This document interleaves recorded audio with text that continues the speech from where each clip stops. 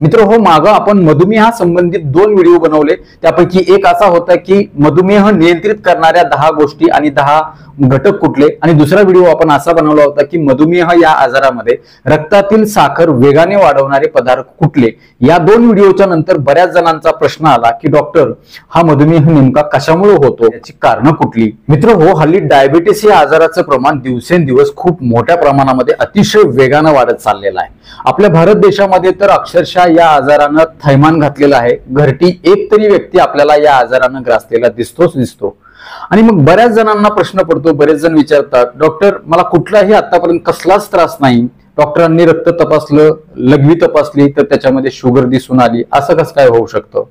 मित्र हो, ह्या डायबिटीस होण्यामागे काही विशिष्ट कारणं असतात, काही घातक घटक याला जबाबदार असतात, ज्याला आपण इंग्रजीमध्ये रिस्क फॅक्टर असं म्हणतो। हे घातक घटक, ही कारणं, हे रिस्क फॅक्टर कुठले कुठले आहेत हे जर आपल्याला कळालं आणि मधुमेह होण्यामागची कारणं जर तुम्ही समजून घेतली, ती प्रामाणिकपणे दूर करण्यासाठी प्रयत्न केले तर तुमचा डायबिटीस अतिशय चांगल्या प्रकारे कंट्रोल देखील होऊ शकतो। आणि जर तुम्हाला डायबिटीस आतापर्यंत झालेला नसेल, निदान झालेला नसेल, तर तो डायबिटीस होण्याचा धोका देखील कित्येक पटीने कमी होऊ शकतो, याची मी खात्री तुम्हाला देऊ शकतो। आणि म्हणूनच आजच्या व्हिडिओमध्ये मी तुम्हाला 10 असे घातक घटक, रिस्क फॅक्टर, कारण तुम्हाला सांगणार आहे, ज्याच्यामुळे आपल्याला डायबिटीस होण्याचा धोका जास्त वाढतो, ज्याच्यामुळे आपल्याला असलेला डायबिटीस जास्तीचा वाढू शकतो, तो अनियंत्रित होऊ शकतो। मात्र विनंती असेल की हा व्हिडिओ तुम्ही पुढे न पळवता शेवटपर्यंत नीट लक्ष देऊन ऐका, मुद्दा मुद्दा समजून घ्या। जर तुम्ही हा व्हिडिओ मध्ये स्किप करत पुढे पळवत ऐकला तर तुमचा गैरसमज होईल, या व्हिडिओचा तुम्हाला फायदा होण्याच्या ऐवजी तोटाच होईल। अजून एक विनंती असेल, जर तुम्ही चॅनलवरती नवीन असाल तर आता लगेच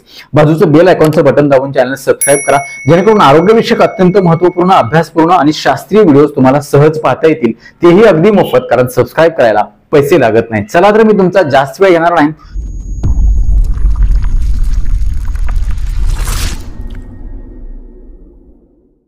मित्र हो, मधुमेह म्हटलं की 2 प्रकार येतात, एक असतो तो म्हणजे टाइप 1 आणि दुसरा असतो तो म्हणजे टाइप 2। टाइप 1 म्हणजे इन्सुलिन डिपेंडंट डायबिटीस मेलाइटस। या डायबिटीसच्या प्रकारामध्ये त्या रुग्णाला आयुष्यभरासाठी इन्सुलिनवर अवलंबून राहावं लागतं।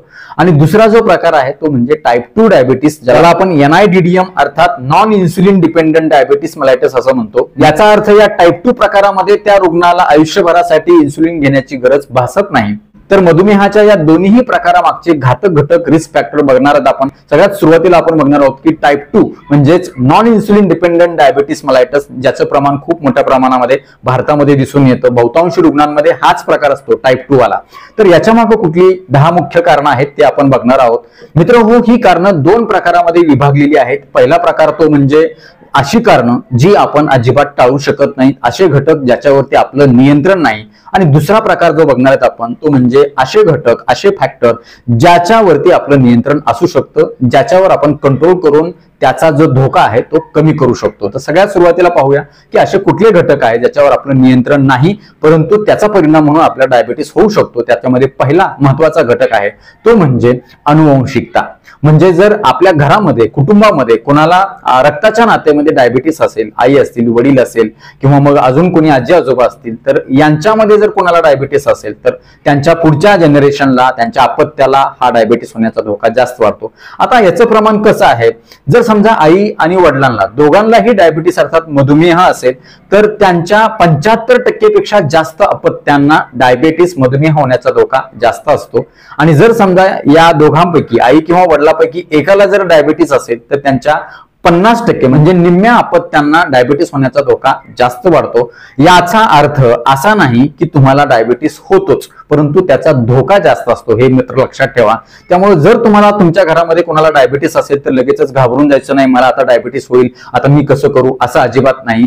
जर तुम्हाला अशी पॉझिटिव्ह फॅमिली हिस्ट्री डायबिटीसची, मधुमेहाची तुमच्या घरामध्ये असेल तर घाबरून न जाता तुम्ही तुमच्या आहार विहारामध्ये, जीवनशैलीमध्ये चांगले सकारात्मक बदल करा। जेवणाच्या वेळा असेल, झोपेच्या वेळा असेल, व्यसनापासून दूर राहणं असेल, मानसिक ताणतणावाचं नियोजन करणं असेल, ह्या गोष्टी जर तुम्ही टाळल्या, या सगळ्या गोष्टींच्याकडे जर तुम्ही कटाक्षाने लक्ष दिलं, तुम्हाला हा देखील डायबिटीस होण्याचा धोका टाळता येऊ शकतो। दुसरा महत्वाचा घटक आहे तो म्हणजे वंश। आता असा अभ्यास आहे की भारतीय वंशाच्या लोकांना डायबिटीस होण्याचा धोका जास्त आहे. मग आता आपण भारतीय आहोत हा दोष आहे का आपला? अजिबात नाही. परंतु असं असून सुद्धा मगाशी सांगितलेल्या ज्या गोष्टी होत्या त्या सगळ्या गोष्टी जर आपण तंतोतंत फॉलो केल्या, व्यवस्थित नियमित व्यायाम केला, वजन नियंत्रित ठेवलं, आहार विहार खानपान व्यवस्थित ठेवलं तर हा देखील धोका आपल्याला टाळता येऊ शकतो. डायबिटीस होण्यामागचा तिसरा महत्वाचा न टाळता येणारा घटक कुठला आहे तर तो म्हणजे वाढतं वय.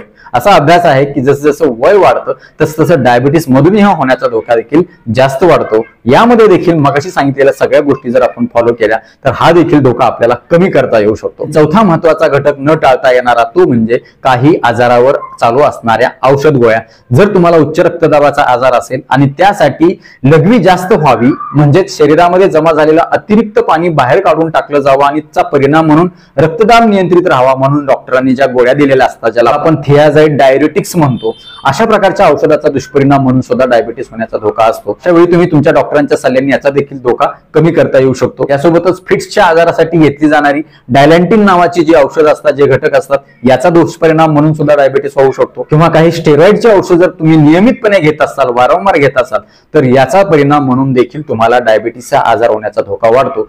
तर मित्र हो, ही 4 मुख्य कारणं अशी आहेत ज्याच्यावरती आपलं नियंत्रण नाही, मात्र काही प्रमाणामध्ये आपल्या जीवनशैलीमध्ये बदल करून याचा देखील धोका आपण कमी करू शकतो. आता पाहूया 6 अशी कारणं आहेत जी आपण पूर्णपणे टाळू शकतो, नियंत्रण करू शकतो आणि त्याचा परिणाम म्हणून आपला डायबिटीसचा धोका कमी करू शकतो. त्यातलं पहिलं आणि महत्वाचं कारण आहे ते म्हणजे स्थूलपणा किंवा लठ्ठपणा. वाढलेलं वजन हे अनेक आजारांचं माहेरघर आहे, लक्षात ठेवा.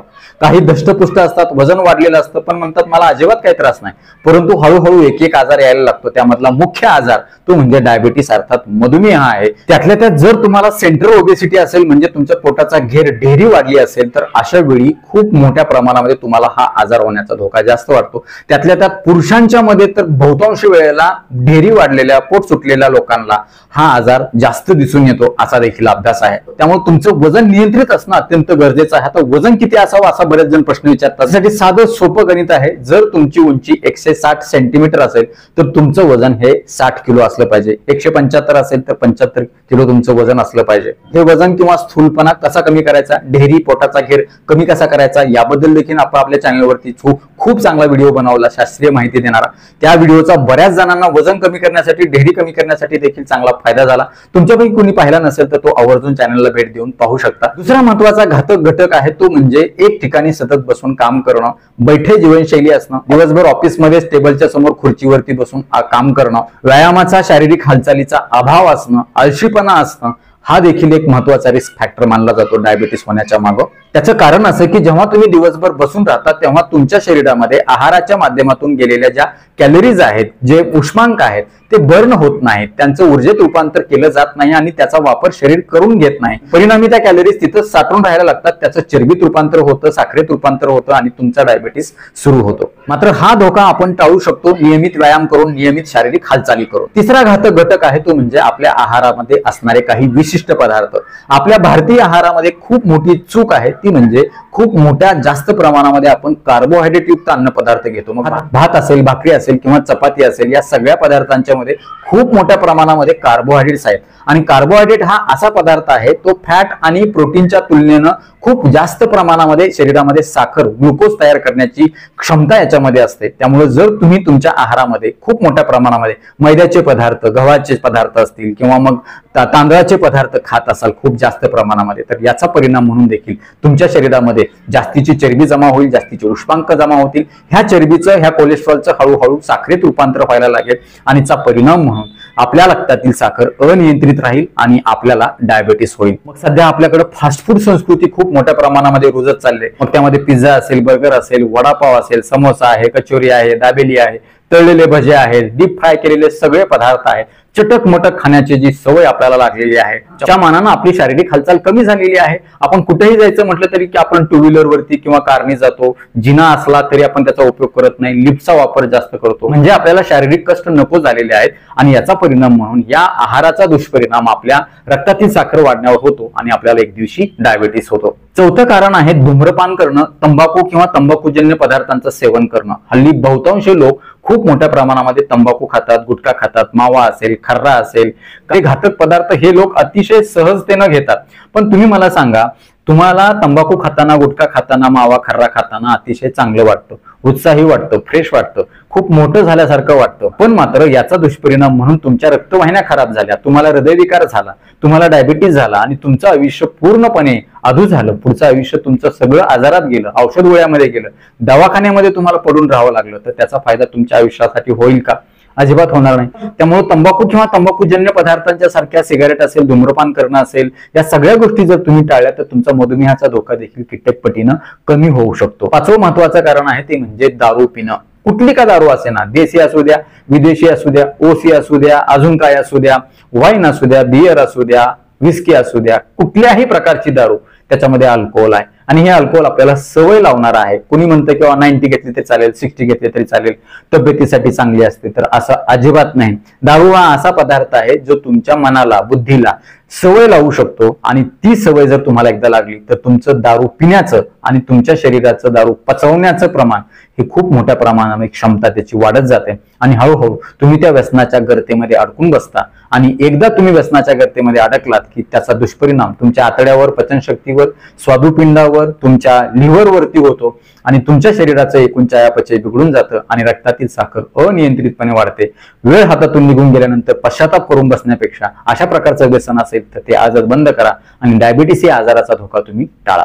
शेवटचं आणि महत्वाचं कारण आहे टाईप 2 डायबिटीस होण्यामागचं जे आपण टाळू शकतो ते म्हणजे मानसिक ताणतणाव. आता तुम्ही म्हणाल डॉक्टर, मानसिक ताणतणाव कसा काय टाळू शकतो आपण? आयुष्य म्हटलं की सगळ्यांनाच ताणतणाव आहे, चिंता आहे, काळजी आहे, भीती आहे, परंतु ह्या ताणतणावाचा आपल्या शरीरावर, मनावर किती परिणाम करून घ्यायचा हे आपल्या हातात आहे. ताणतणावाशिवाय आयुष्यच नाही. दुःखच नको आहे, यातनाच नको आहे, अडचणीच नको आहेत, परंतु लक्षात ठेवा दुःख असल्याशिवाय आपल्याला सुखाची किंमत कळणारच नाही. त्यामुळं ह्या दुःखाला कशा प्रकारे आपण हँडल करायचं, त्याच्यावरती कशा प्रकारे मात करायची आपल्याला जर लक्षात आलं, ही एक कला आहे. ताणतणावाला कसं नियंत्रित ठेवायचं, त्याला सकारात्मकतेनं कसं घ्यायचं, त्याला चॅलेंज म्हणून कसं स्वीकारायचं आणि त्यावरती व्यवस्थित सोल्युशन काढण्यासाठी आपल्याला सगळ्यात महत्वाची गोष्ट असते ती म्हणजे आपलं डोकं शांत ठेवणं. डोकं शांत ठेवलं की आपल्या डोक्यामध्ये सकारात्मक विचार येतात, मनामध्ये विचारांचा गोंधळ निर्माण होत नाही. त्यामुळे आपल्या समस्येवरती चांगलं सोल्युशन काढण्यासाठी आपल्याला फायदा होतो. तुम्ही चांगल्या प्रकारची पुस्तकं वाचू शकता, प्रेरणादायी विचार ऐकू शकता, प्रेरणादायी व्हिडिओज ऐकू शकता, योगा, ध्यानधारणा, मेडिटेशन करू शकता, आपले छंद जोपासू शकता, निसर्गाच्या सानिध्यात जाऊ शकता. या सगळ्या गोष्टी जर केल्या तर तुम्हाला तुमच्या ताणतणावाचं व्यवस्थित नियोजन करता येईल आणि तुमच्या डायबिटीसचा धोका टाळता येईल. कारण मित्रांनो, या जास्तीच्या ताणतणावामुळे शरीरामध्ये अशा प्रकारचे हार्मोन्स स्त्रावले जातात ज्याच्यामुळे रक्तातील साखर ऑटोमॅटिकली वाढायला लागते आणि त्याचा परिणाम म्हणून आपल्याला डायबिटीस होतो. तर मित्र हो, ही झाली 10 मुख्य कारणं टाईप 2 डायबिटीस होण्यामागची. ज्या ज्या लोकांना टाईप 2 डायबिटीस झालाय या लोकांच्या मध्ये वर सांगितलेली कमीत कमी 4 ते 6 कारणं तर 100% दिसून येतात. त्यामुळे जर तुमच्यामध्ये अशा कुठलं काही कारण असेल तर ते आजच बंद करा, दूर करा. ते दूर करण्याचा प्रयत्न करा. तुम्हाला डायबिटीस होणार नाही आणि झाला असेल तर तो नियंत्रित राहण्यासाठी, रिव्हर्स होण्यासाठी त्याचा चांगला फायदा होऊ शकतो तुमच्या डॉक्टरांच्या सल्ल्यासोबत. आता पाहूया टाईप 1 अर्थात इन्सुलिन डिपेंडंट डायबिटीस मेलाइटस हा मधुमेह होण्यामागचं महत्वाचं कारण. आता ज्या रुग्णांना टाईप 1 प्रकारचा डायबिटीस आहे याच्यापैकी बहुतांश रुग्णांच्या मध्ये कुठलाही फॅमिली इतिहास, फॅमिली हिस्ट्री डायबिटीसची अजिबात आपल्याला दिसून येत नाही. मग हा टाईप 1 डायबिटीस नेमका कशामुळे होतो? मित्रांनो, हा एक ऑटोइम्युन डिसीज आहे. म्हणजे काय तर आपलीच प्रतिकार शक्ती आपल्याच त्या इन्सुलिनच्या ज्या पेशी असतात, पॅन्क्रियास, स्वादुपिंडाच्या ज्या पेशी असतात त्यांच्या विरोधात अँटीबॉडीज म्हणजे प्रतिजैवक तयार करते आणि त्यांना तिथं त्याचा नाश करते, त्यांना त्यांची नासधूस करते. चा परिणाम म्हणून त्यांची इन्सुलिन तयार करण्याची क्षमता जी असते ती कमी होते. चा परिणाम म्हणून त्या व्यक्तीच्या स्वादुपिंडातून अजिबातच इन्सुलिन निघत नाही. आजचा परिणाम म्हणून टाईप 1 डायबिटीसच्या रुग्णांच्या मध्ये आयुष्यभरासाठी इन्सुलिन बाहेरून कृत्रिम स्वरूपामध्ये टोचून त्वचेच्या खाली द्यावं लागतं. आता असं नेमकं कशामुळे होतं यामागचं नेमकं कारण जरी माहित नसलं तर असा देखील अभ्यास आहे की गुणसूत्राच्या मध्ये असणारे जे बदल आहेत, ज्या झालेल्या ज्या चुका आहेत, ज्याला आपण जेनेटिक डिफेक्ट असं म्हणतो, याचा परिणाम म्हणून देखील हा आजार होऊ शकतो. किंवा व्हायरल इन्फेक्शन अर्थात विषाणूचा संसर्ग झाला पॅन्क्रियाच्या ग्रंथीला, पॅन्क्रियाच्या ग्रंथीमध्ये असणाऱ्या ज्या बीटा सेल्स ऑफ इस्लेट्स ऑफ लँगरॅन्स असतात जिथून इन्सुलिन तयार होतं, त्यांना जर हा संसर्ग झाला तर तेव्हा देखील हा आजार होण्याचा धोका जास्त वाढतो. तर मित्र हो, नक्कीच हा व्हिडिओ तुम्हाला उपयुक्त वाटलाच असेल याची मला खात्री आहे. व्हिडिओ आवडला असेल तर लाईक करा, कॉमेंट बॉक्समध्ये आम्हाला तसं कळवा. ते कळवत असताना आपल्या गावाचं नाव आवर्जून लिहा. हा व्हिडिओ आपल्या जास्तीत जास्त मित्र नातेवाईकांना शेअर करा जेणेकरून त्यांना देखील कळू द्या डायबिटीस होण्यामागची कारणं कुठली आहेत, त्यांच्या जर ती लक्षात आली तर ती दूर करण्याचा प्रयत्न करतील, डायबिटीस पासून त्यांचा बचाव होईल. असेल डायबिटीस तर त्यांना तो नियंत्रित ठेवण्यासाठी चांगला फायदा होईल. ते तुम्हाला थँक्यू म्हणतील, मला देखील दुवा देतील. याउपर ही डायबिटीसच्या संबंधित तुमचे काही प्रश्न असतील तर आम्हाला कमेंट बॉक्समध्ये आवर्जून कळवा.